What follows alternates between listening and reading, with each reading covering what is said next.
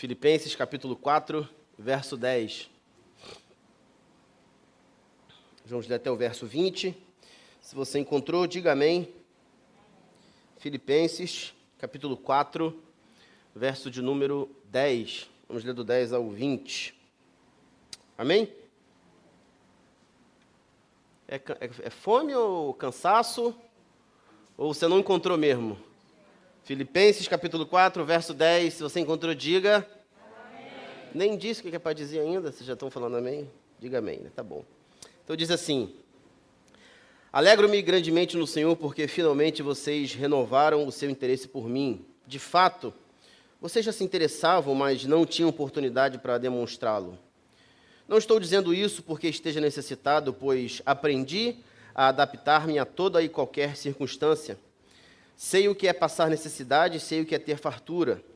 Aprendi o segredo de viver contente em toda e qualquer situação, seja bem alimentado, seja com fome, tendo muito ou passando necessidade.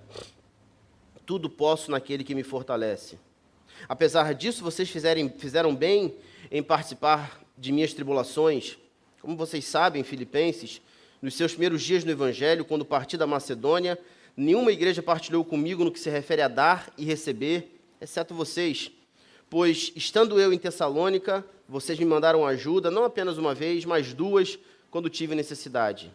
Não que eu esteja procurando ofertas, mas o que pode ser acreditado na conta de vocês, recebi tudo, e o que tenho é mais que suficiente.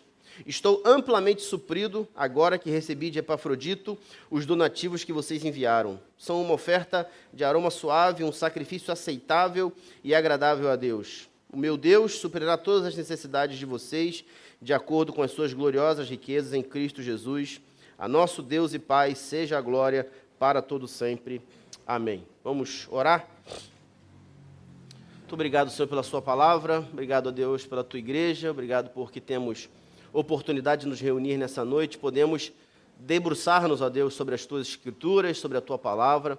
Nós oramos, ó Deus, para que o Senhor perdoe os nossos pecados, nós oramos para que o Senhor fale ao nosso coração, para que o Senhor ilumine a nossa mente com a verdade do teu evangelho, ó Deus. Fala conosco porque estamos aqui, porque não apenas achamos que precisamos, mas temos certeza, ó Deus, que precisamos de ouvir a tua voz, precisamos da tua verdade que nos edifica, que nos alimenta. Oramos para que o Senhor fale conosco, exorte-nos, edifique-nos e nos ajude, ó Deus, a continuar a caminhada cristã. Essa é a nossa oração nessa noite, ó Deus, em nome de Jesus.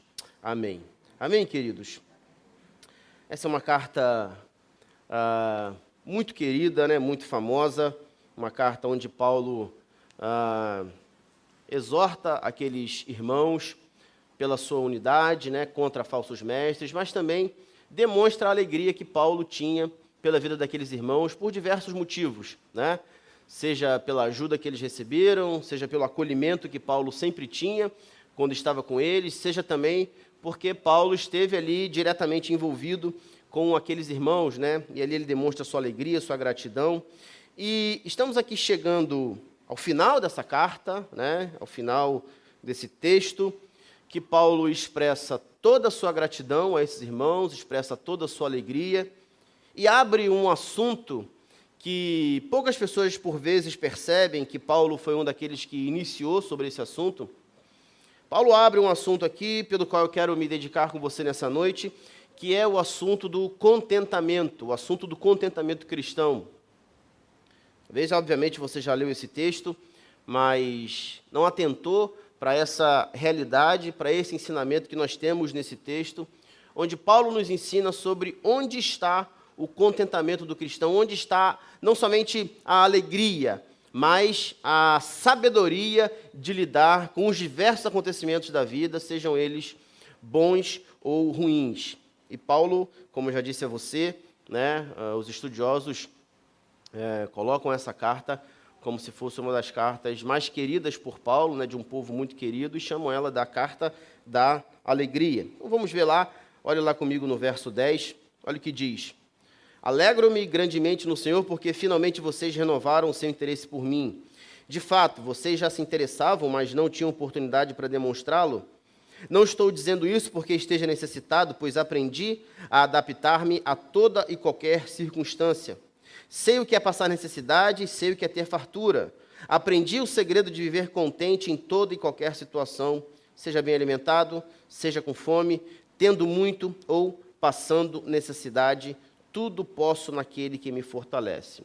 É óbvio que você sabe das muitas situações que o apóstolo Paulo já enfrentou na sua caminhada, sejam as perseguições, sejam os açoites, sejam os problemas em decorrência de pregar o evangelho.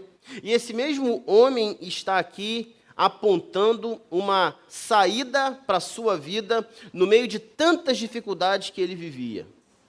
E perceba que, em vez de Paulo ter aqui altos e baixos espirituais, ter ali as suas dificuldades ou as suas variações na vida cristã, seus altos e baixos que vão ali mudando de acordo com a situação, porque, obviamente, há cristãos que a sua fé depende muito das circunstâncias. Paulo estava prosseguindo para o alvo. Essas palavras finais de Paulo nos mostram que Paulo não era uma vítima das circunstâncias. E eu não estou dizendo sobre não ser abalado ou não ser entristecido, por alguma circunstância que nos aconteceu, por alguma situação difícil que a gente enfrenta. Mas as palavras de Paulo nos mostram que ele não era vítima dessas circunstâncias. O seu contentamento, a sua alegria, a sua esperança não estava diretamente ligado àquilo que estava acontecendo, seja bom ou seja ruim. O contentamento de Paulo não vinha das circunstâncias. Era um contentamento que vinha de Cristo. E perceba que, quero que você entenda isso, que quando nós falamos de contentamento, nós não estamos falando a mesma coisa, não é a mesma palavra que usamos para, por exemplo, complacência ou apatia. Não estamos dizendo que, Paulo não está dizendo que ele, como cristão, está ali apático pelas coisas que estão acontecendo, ou ele já está sem forças nenhuma, não consegue mais lutar, e está aceitando as coisas, porque, como diz aquele corinho, deixa a vida me levar, não é? Você conhece ele? Você riu, você conhece. Você não riu, Davi, não é da sua época, né? Não é que Paulo está deixando as coisas acontecerem, não é que Paulo está à mercê dos acontecimentos.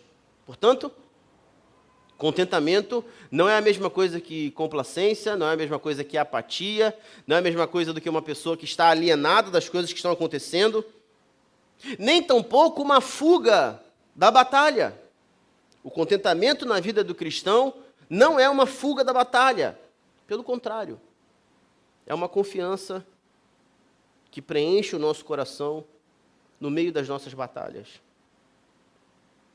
Nesse momento final, Paulo vai nos orientar sobre alguns recursos espirituais que podem nos dar contentamento para nos fazer caminhar com confiança. São 3 recursos espirituais que Paulo nos aponta aqui, que podem nos ajudar no meio das batalhas, no meio das dificuldades, no meio das boas situações da nossa vida, no meio das tempestades e também das bênçãos que nós recebemos, recursos espirituais esses que podem ser, que devem ser o nosso sustento. E, em primeiro lugar, o contentamento cristão passa por um recurso espiritual que eu e você temos e não podemos esquecer. Não podemos abrir mão, não podemos deixar com que o nosso coração se afaste dessa verdade. Uma verdade que é implacável. Uma verdade que nenhuma notícia ruim pode ir contra ela. Há coisas que nós nos apegamos, há argumentos que nós nos apegamos, que no meio de algumas situações, esses argumentos caem, eles não servem. No entanto, o primeiro recurso espiritual que Paulo aponta nesse texto, ele é implacável. E esse primeiro recurso é a providência soberana de Deus. Por que é importante falarmos sobre isso quando falamos de contentamento? Porque estamos no meio de um mundo, irmãos, estamos no meio de uma sociedade que preza pelas grandes realizações. As pessoas não tem prazer em divulgar coisas pequenas, coisas simples. No mundo de grandes realizações humanas, no mundo onde as vidas são mais falsas do que verdadeiras, não é verdade? No mundo em que parece, desculpe se vai ficar redundante, parece que a aparência é tudo. Parece que a aparência é a coisa mais importante que existe. As pessoas não se preocupam mais ou com o caráter ou com o que de fato é verdade. As pessoas querem uma ilusão, querem uma propaganda que vai iludir essas pessoas acerca de um bem, de um produto, de um prazer, de uma experiência, de algo que a sociedade vai dizer, olha, quando você experimentar isso, quando você chegar nesse lugar, quando você comer isso, quando você se alimentar disso, quando você fizer tal coisa, então você vai ser alguém realizado. E muitas pessoas estão caindo nessa armadilha, porque quando experimentamos tal coisa, quando vamos a tal lugar, quando temos tal experiência, nós vemos que o nosso coração continua vazio. Porque esquecemos desse grande recurso, da providência soberana de Deus, e muitas vezes nós confiamos mais nas coisas que se podem tocar do que, de fato, na providência divina. O verso 10 fala dessa providência divina. É ele que nos atenta sobre isso. O verso 10, o verso 11 e o verso 12.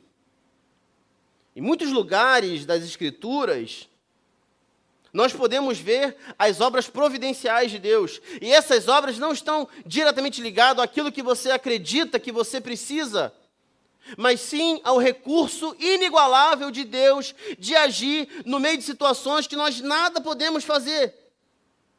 Por exemplo, a obra de Cristo na cruz foi uma obra da providência divina. Não haveria nada que pudéssemos fazer.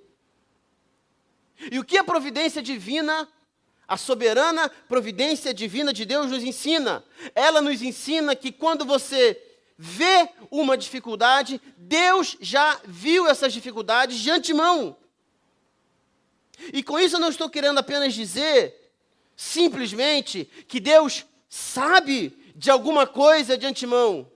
Eu não quero apenas dizer que Deus sabe de todas as coisas, mas Deus age providencialmente, de antemão, na vida do seu povo. Essa é a história do povo de Deus. Deus agindo no seu povo.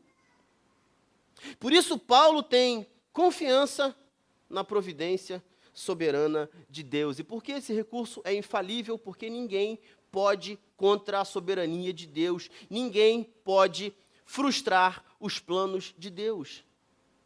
Então perceba a cabeça de Paulo, diante de tudo que ele já passou, diante de tantas ajudas que ele recebeu, de tantas obras da providência divina de Deus sobre a sua vida, o que Paulo está querendo nos dizer nesse primeiro recurso, calma. Deus já viu todas as coisas de antemão e ele age para salvar o seu povo. Essa é a providência soberana de Deus. E por vezes vai parecer, por vezes nós vamos perceber que há situações na nossa vida que nós somos levados até os nossos últimos limites. E muitas vezes Deus permite que cheguemos ao nosso limite para que de fato possamos confiar verdadeiramente em Deus. Não é assim que aconteceu com o povo que saiu do Egito e teve que passar o deserto por diversas situações, por diversas privações, mas em todo o tempo eles puderam ver a mão de Deus agindo de maneira sobrenatural. Obviamente você conhece a história de José, do Egito, vendido como escravo pelos seus irmãos, passou por dezenas de sofrimentos, dado como morto, até que lá no calabouço de uma prisão,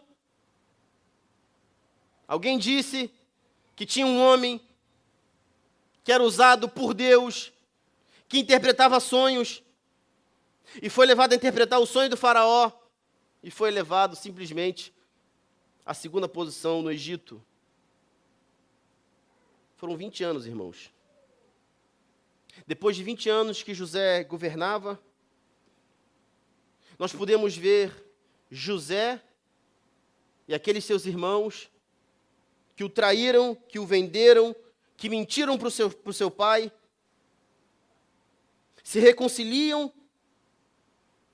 e a família de José e o povo de Israel é preservado num momento de seca e de escassez. Você sabe muito bem o que José disse. Deus me enviou na frente de vocês para preservar a vida de vocês.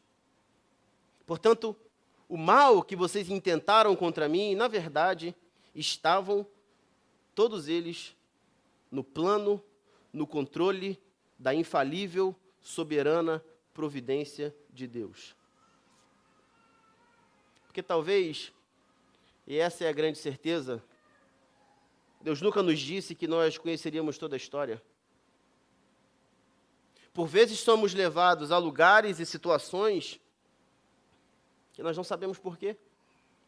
Não entendemos por que temos que passar por aquilo, não entendemos por que precisamos caminhar por aquilo. No entanto, aquele soberano Deus, com a sua providência divina, que conhece toda a história, que sabe das nossas vidas, que tem os nossos dias contados do início ao fim, Ele está no controle de toda situação. Essa é a providência de Deus que Paulo confiava. Não simplesmente que Deus sabe de todas as coisas, mas que Deus está agindo. Se a minha e a sua vida estão na mão de Deus, nas mãos daquele que nós podemos confiar, que de fato nós confiamos e entregamos a nossa vida, e talvez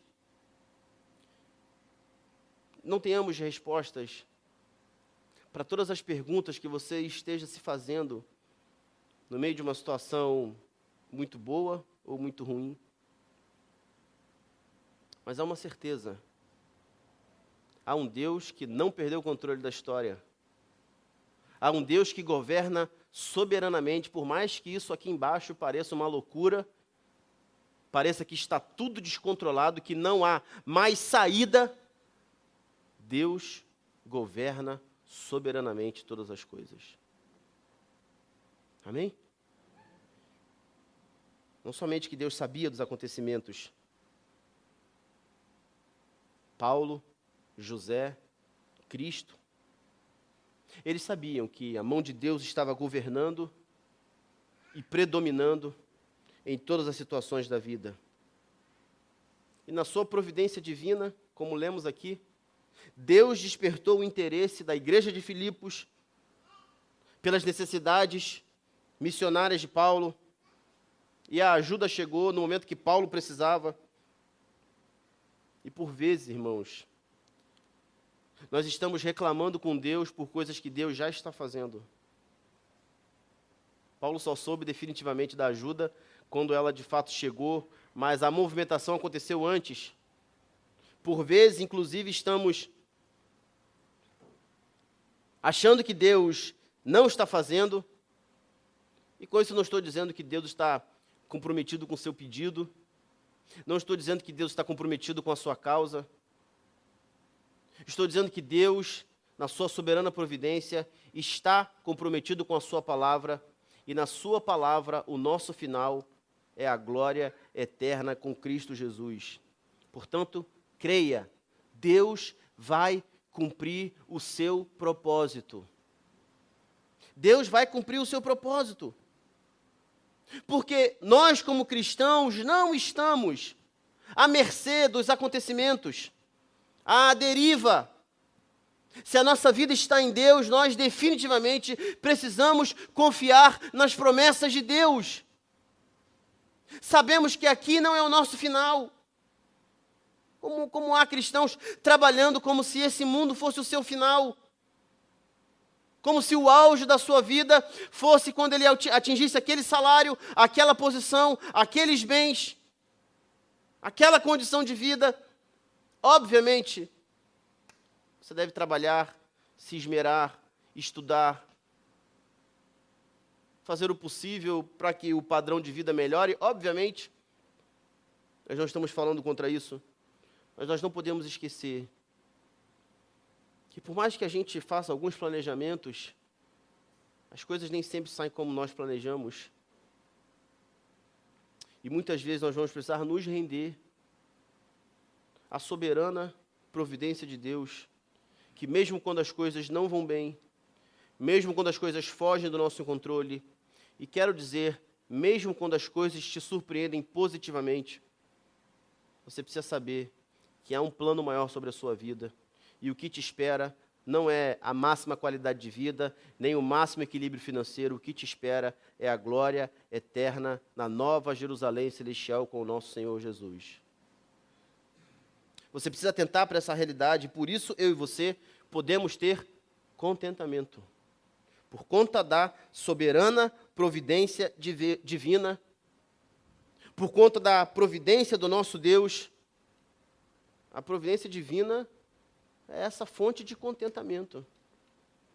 Que por mais que as coisas não saiam como eu planejei, eu sei que eu e você fazemos parte de um plano maior. E eu sei que mesmo que uma mãe que ainda amamenta, que mesmo que sinta todo aquele formigamento na preparação do leite, por mais que isso seja difícil de acontecer, mas por mais que isso aconteça, eu sei que Deus não se esquece do seu povo. Isso nós podemos estar confiantes e contentes para nos fazer confiar, continuar e obedecer a palavra de Deus. O segundo recurso que Paulo nos aponta, lemos aqui o verso 11. Não estou dizendo isso porque esteja necessitado, pois aprendi a adaptar-me a toda e qualquer circunstância. Sei o que é passar necessidade, sei o que é ter fartura. Veja, preste atenção nisso. Aprendi o segredo de viver contente em toda e qualquer situação, seja bem alimentado, seja com fome, tendo muito ou passando necessidade, tudo posso naquele que me fortalece. Talvez você acredite que Paulo era alguém muito otimista, era alguém com uma autoestima que não era como 100% da humanidade, que está com a autoestima sempre abalada, sua autoestima estava sempre em alta, ele não tinha nenhum problema, ele não passava por nenhuma dificuldade, por isso ele era uma pessoa muito otimista. Onde estava a força de Paulo? Será que lendo esses versículos você percebeu que a força de Paulo estava nas ofertas que ele recebeu, nos donativos que ele recebeu? O segundo recurso que Paulo nos aponta, o segredo que ele diz que aprendeu para viver com contentamento e confiança, é o poder infalível de Deus, são coisas que estão ligadas. Nós só podemos crer na providência soberana de Deus se cremos que Deus é um Deus todo-poderoso. O poder onde a força de Paulo estava.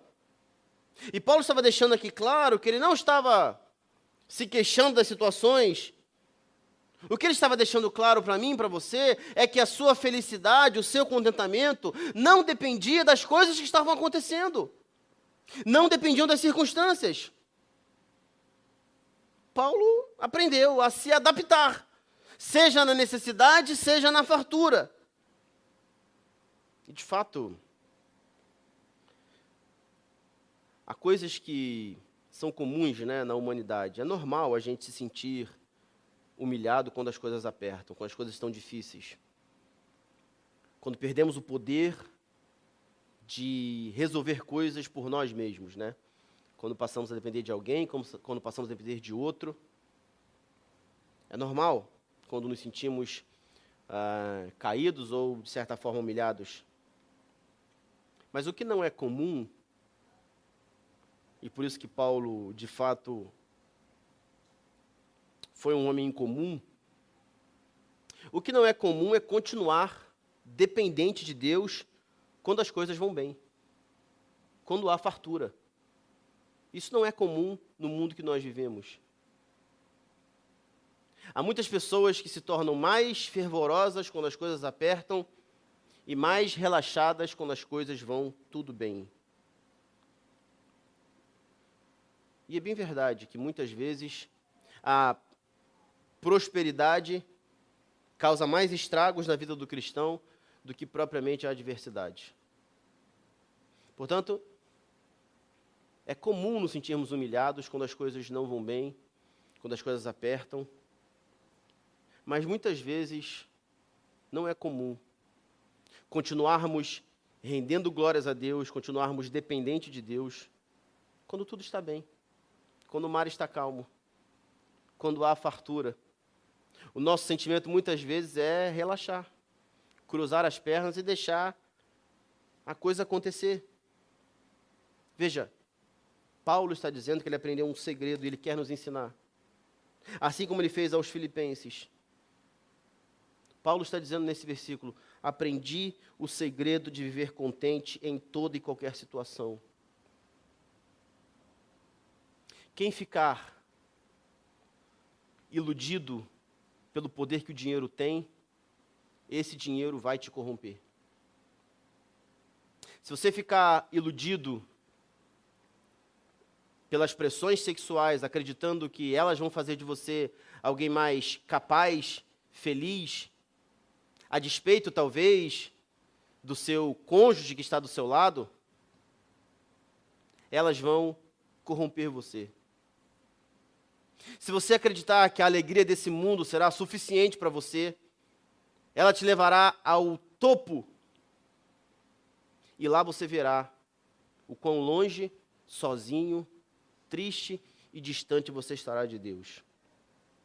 Paulo aprendeu um segredo que eu e você precisamos aprender: de viver contente em toda e qualquer situação. E veja, não é aprender o segredo de sorrir em todas as situações. Há situações que nós não vamos sorrir.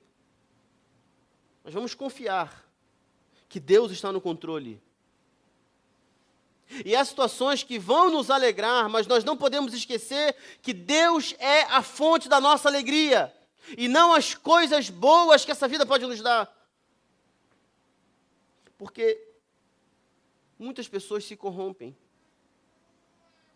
E muitas vezes o que corrompe as pessoas não são propriamente os delitos, não são propriamente os crimes, as coisas ruins. Muitas vezes são as coisas boas dessa vida que nos corrompem e nos afastam de Deus. Veja, Paulo não era somente um grande líder.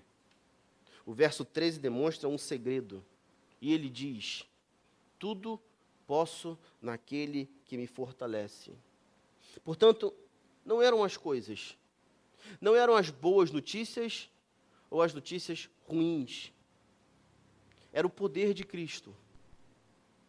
Porque quem crê na soberania de Deus precisa imediatamente crer no poder desse Deus.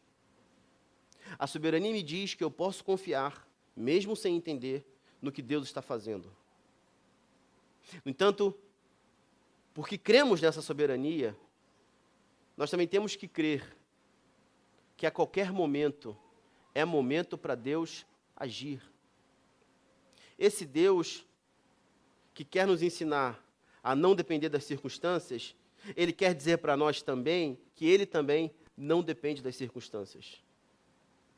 Por mais que as coisas estejam impossíveis, por mais que as coisas estejam apertadas, por mais que as coisas estejam loucas e sem nenhum sentido para você, o nosso soberano Deus tem poder para agir em toda e qualquer situação. Se cremos na soberania de Deus, temos que crer no seu poder infalível. Poder infalível esse que dava contentamento a Paulo, que apesar das situações externas, internamente Paulo tinha certeza de que a sua vida não estava nessas coisas, mas a sua vida estava em Cristo. Portanto, é isso que o Evangelho faz com a nossa vida. Ele não simplesmente muda o nosso futuro, mas muda também o nosso presente. Nos faz andar confiantes no Deus que enviou o seu Filho para nos salvar e nos garantirá até o dia final. No entanto, a questão é que muitas vezes nós estamos colocando a nossa confiança em qualquer coisa, em tudo, menos em Cristo. As nossas esperanças estão no atual ou no futuro governo. As nossas esperanças estão de como o mercado financeiro vai reagir nessa semana. As nossas esperanças estão no número de vendas que vamos fazer essa semana, no número de relatórios que vamos terminar. As nossas esperanças estão nas coisas que esse mundo pode nos trazer. As nossas esperanças estão se as pessoas vão nos aceitar, se elas vão nos achar boas para andar com elas. As nossas esperanças estão se as pessoas vão ver se eu tenho ou não um corpo perfeito. São buscas incessantes que fazemos diariamente. E por vezes a nossa confiança está em tudo, a nossa esperança está em tudo, menos em Cristo. E veja que se a sua esperança, se as nossas esperanças estiverem em qualquer outra coisa que não seja Cristo, vamos viver frustrados e jamais vamos aprender o segredo que Paulo quer nos ensinar do contentamento cristão. Não poderemos ser fortalecidos em Cristo se as nossas esperanças estão em coisas que vão ruir. Portanto, a pergunta que fiz muitas vezes aqui, quando estudamos as cartas de Pedro, onde está a sua esperança? Em dias melhores nessa vida? Nesse mundo caído? Na moeda que a cada dia perde seu valor? Onde estão verdadeiramente as suas raízes espirituais? Sabendo eu e você, qualquer leigo sabe disso, que a parte mais importante da árvore é aquela que nós não podemos ver. São as suas raízes. De onde ela se alimenta, de onde ela obtém sustento. Quando profunda essas raízes, essa árvore enfrenta muitos desafios. O inverno, onde todas as suas folhas caem e parece que ela está completamente morta. E daqui a pouco ela floresce porque as suas raízes estão profundas e ela está de fato bem arraigada. Eu e você precisamos lançar mão dos recursos mais profundos que Deus nos permite acessar pela fé para enfrentarmos os dias que temos pela frente nesse mundo. Ao passarmos pelas máximas pressões dessa vida, ou pelas máximas alegrias que essa vida pode nos dar. Paulo tinha uma certeza, e nessa certeza estava o seu segredo. Paulo dependia do poder infalível de Cristo operando na sua vida. E você? Paulo diz, tudo posso em Cristo, tudo posso naquele que me fortalece. Eu estou ligado nele. Ele é a videira, nós somos os ramos. Sem ele nós nada podemos fazer. Se eu permanecer em comunhão com Cristo, eu então vou ser fortalecido por ele. Onde estão as suas raízes? A providência soberana de Deus, seu amor imutável, seu poder infalível, são recursos que estão à minha e à sua disposição, dos quais eu e você podemos nos valer para os dias de hoje. E por fim, Paulo então conclui no verso 14. Apesar disso, vocês fizeram bem em participar de minhas tribulações. Como vocês sabem, Filipenses, nos seus primeiros dias no Evangelho, quando parti da Macedônia, nenhuma igreja partilhou comigo no que se refere a dar e receber, exceto vocês. Pois estando eu em Tessalônica, vocês me mandaram ajuda, e o interessante que estamos falando de duas oposições, né? A igreja de Filipenses era muito mais pobre que a igreja de Tessalônica. Pois estando eu em Tessalônica, vocês me mandaram ajuda, não apenas uma vez, mas duas, quando tive necessidade. Não que eu esteja procurando ofertas, mas o que pode ser creditado na conta de vocês. Recebi tudo, e o que tenho é mais que suficiente. Estou amplamente suprido, agora que recebi de Epafrodito os donativos que vocês enviaram. São uma oferta de aroma suave, um sacrifício aceitável e agradável a Deus. Veja o verso 19. O meu Deus suprirá todas as necessidades de vocês, de acordo com as suas gloriosas riquezas em Cristo Jesus. A nosso Deus e Pai, seja a glória para todo sempre. Amém. Paulo encerra agradecendo e nos lembra do terceiro recurso espiritual que eu e você podemos lançar mão, que é sobre a promessa imutável de Deus. Nós servimos a um Deus que cumpre as suas promessas, que não é mentiroso, que é imutável, que é todo-poderoso. Veja, Paulo está apontando que esse investimento que essa igreja fez, a obra missionária, vai redundar em bênçãos espirituais para aquele povo, porque Deus não muda as suas promessas. E Paulo está falando isso no meio de uma igreja que enfrentava diversas dificuldades, inclusive financeiras. Paulo está dizendo que é Deus que suprirá essa igreja. E muitas vezes, irmãos, nós ficamos fazendo essa contabilidade, né? Do que já demos, não somente de recursos financeiros que eu estou falando, do que já fizemos para Deus, do que já demos, se isso está voltando. Muitas vezes a gente se compara, né?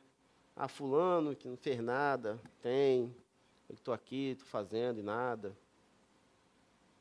Você precisa entender que é Deus quem cuida dessa contabilidade. Sempre que investimos a nossa vida no reino de Deus, lembre-se do que eu falei no início para você. Deus está no controle do plano maior. Não simplesmente do que você acredita, não simplesmente do seu pedido ou do seu plano. Há um plano maior que estamos envolvidos. Sempre que investimos no reino de Deus, seja com recursos financeiros, seja com nossos dons, seja com a nossa oração, seja com o nosso tempo, é Deus quem cuida dessa contabilidade. O apóstolo Paulo vê esses filipenses como verdadeiros sacerdotes, que estão entregando os seus sacrifícios ao Senhor.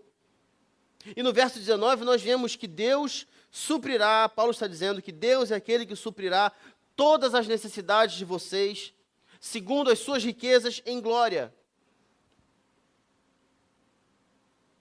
Portanto, ao olharmos para esse terceiro recurso, nós precisamos lembrar que nós não estamos à deriva. Você não está caindo num precipício, procurando alguma coisa para você se segurar, que talvez seja uma resposta ou uma atuação de Deus. Nós não estamos abandonados. Nós não estamos à deriva com os acontecimentos à nossa volta. Nós temos diante de nós a imutável promessa de Deus sobre a nossa vida. Você precisa confiar nisso. Você precisa colocar o seu coração nessa promessa.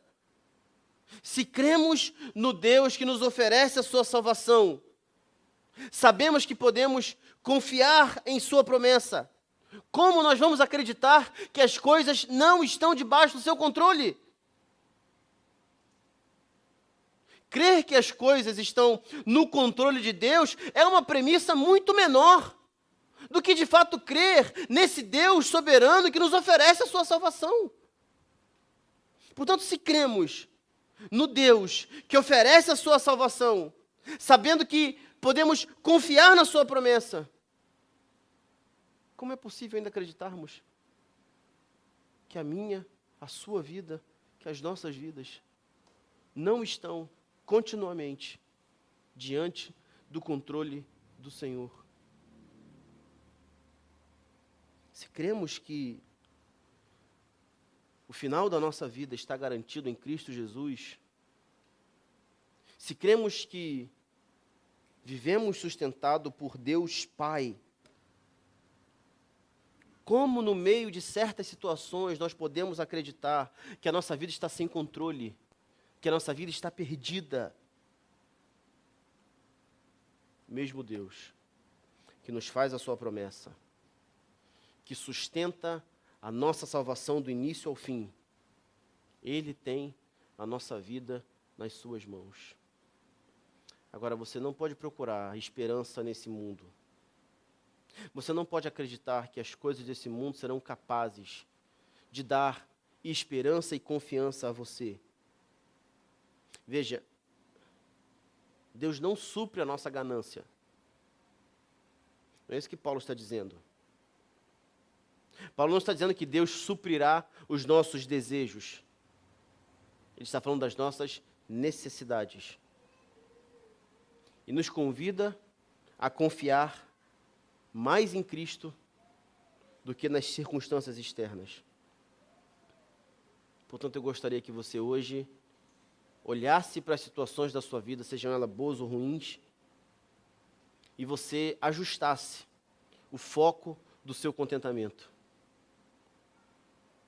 Porque talvez você também esteja caindo no erro de se contentar quando as coisas estão no seu planejamento ou quando as coisas parecem boas para você, porque até as coisas que parecem boas para nós talvez nem sejam. Deus sabe o que é bom para nós. Ele cuida das nossas vidas. Ajuste o foco do seu contentamento, para que a sua força esteja naquele que te fortalece, e não em coisas que talvez tenham o poder de te enfraquecer.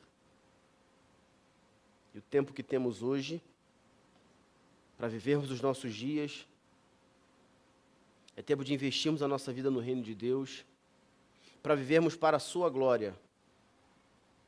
Assim como ele encerra o verso 20. A nosso Deus e Pai, seja a glória para todo sempre. Amém? Vamos orar?